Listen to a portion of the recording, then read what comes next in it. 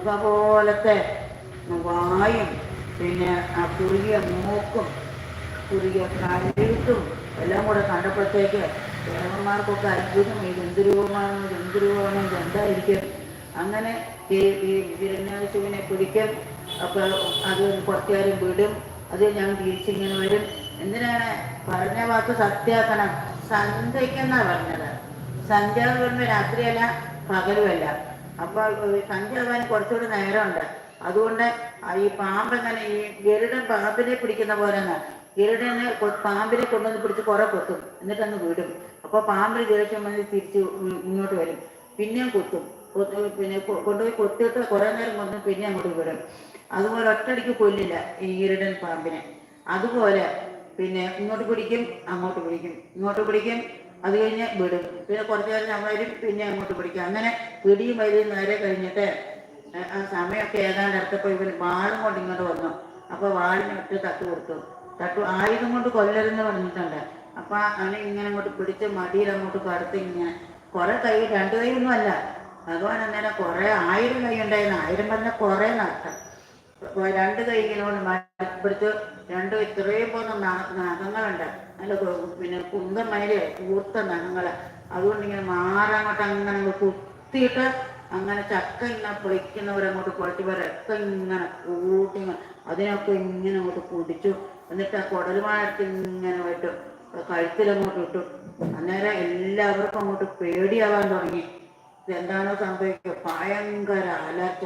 എന്നിട്ട് ആ ശരീരത്തിനടുത്ത് തുരുട്ടി ഒരൊറ്റ ഏറും കൊടുത്തിട്ട് അവനിരുന്ന സിംഹാസനത്തിൽ കയറി ഒരൊറ്റ ഇരിപ്പങ്ങോട്ട് ഒരൊറ്റ അലർച്ച. ആ ഗർജനം കേട്ടപ്പോഴത്തേക്ക് ബ്രഹ്മാവൊക്കെ ഇരുന്നിടത്തുനിന്ന് മയങ്ങി താഴെ വീണുന്ന സ്തംഭേ ഘട്ടയതോ ഹിരണ്യകശിപോ പർണോ സമാജൂർണേർണാകുർണ ജഗദണ്ഡമുണ്ടദൂരോ ഓരസ്തമാവുദ്രവ സുർഗായങ്കലദേജന നാഗഹൃദയേ കമ്പക്കച്ചന സംഭവാദരിയോപ്യംബോജവിട്ടര. അംബോജപൂ എന്ന് പറയുന്ന പിന്നെ ബ്രഹ്മാവിനാണ്. ബ്രഹ്മാവ് വിഷ്ണു ഇരുന്നിടത്തു തന്നെ താഴെ വീണു. ആ കണ്ണൊക്കെ ആണെങ്കിൽ തക്ക സ്വർണ്ണ സവർണ പുണ്ണകതിരുച്ചക്ഷം സദാകേശരപ്രകമ്പനംബിനംബരമഗോജീയത്തവേദമ്മകു വ്യാപ്തവ്യക്ത മഹാദരീശുഗമം ഗർഭോഗവ്യൻ മഹാദിക്വ നിക്രമ ദിശ്യമാന സുമകായുകൂട്ടം. ഇങ്ങനെയുള്ള ഭയങ്കര രൂപമായിരുന്നു.